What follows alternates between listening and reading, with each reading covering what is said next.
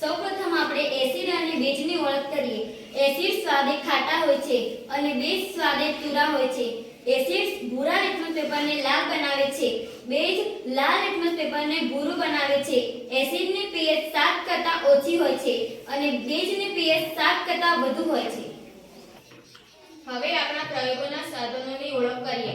pH paper, ભૂરું litmus paper, લાલ litmus paper, acid દ્રાવણ, base દ્રાવણ, કસનળી, stand, methyl orange, phenolphthalein અને પાણી જેવા સાધનોનો ઉપયોગ કરીશું. હવે આપણે પ્રયોગ દ્વારા સમજીશું કયું દ્રાવણ એસિડ છે અને કયું દ્રાવણ બેઝ છે તે નક્કી કરવા માટે આપણે pH માપક્રમનો ઉપયોગ કરીશું. હવે આપણે pH મીટરને દ્રાવણમાં ડુબાડીશું અને જોશું કે તેનો રંગ કેવો મળે છે. તમે જોઈ શકો છો pH નો રંગ લાલ છે, તેથી તેની pH 7 કરતાં ઓછી છે અને તે એસિડ છે.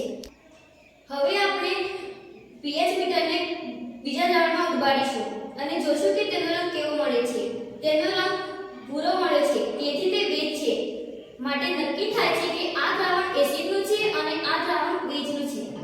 આપણે સૂચક દ્વારા એસિડ અને બેઝનું કયા રંગમાં પરિવર્તન થાય છે તે જોઈશું. હવે આપણે કસનળી લઈશું. કસનળીમાં એસિડનું દ્રાવણ ઉમેરીશું.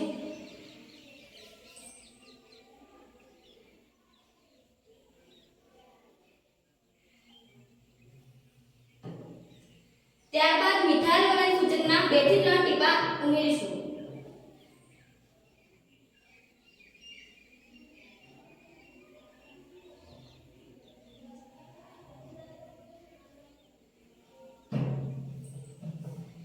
એસિડમાં મિથાઇલ ઓરેન્જ ઉમેરવાથી તેનો રંગ નારંગી જેવો લાલ દેખાય છે.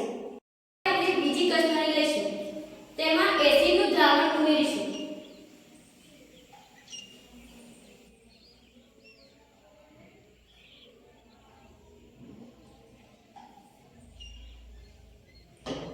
ત્યારબાદ તેમાં ફિનોપ્થેલિન સૂચકના 2 થી 3 ટીપા ઉમેરીશું.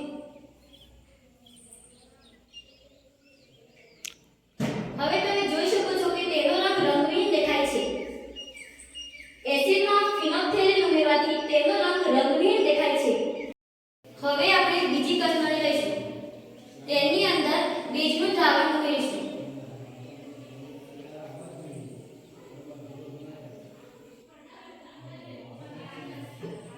ત્યારબાદ તેમાં મિથાઇલ ઓરેન્જના ટીપા ઉમેરીશું.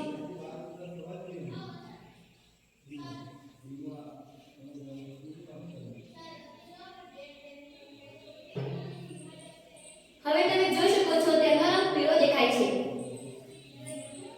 બેઝની અંદર મિથાઇલ ઓરેન્જ ઉમેરવાથી તેનો રંગ પીળો દેખાય છે.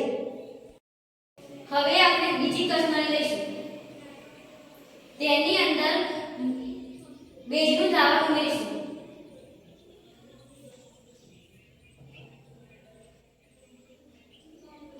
ત્યારબાદ તેમાં ફિનોપ્થેલિનના ટીપા ઉમેરીશું.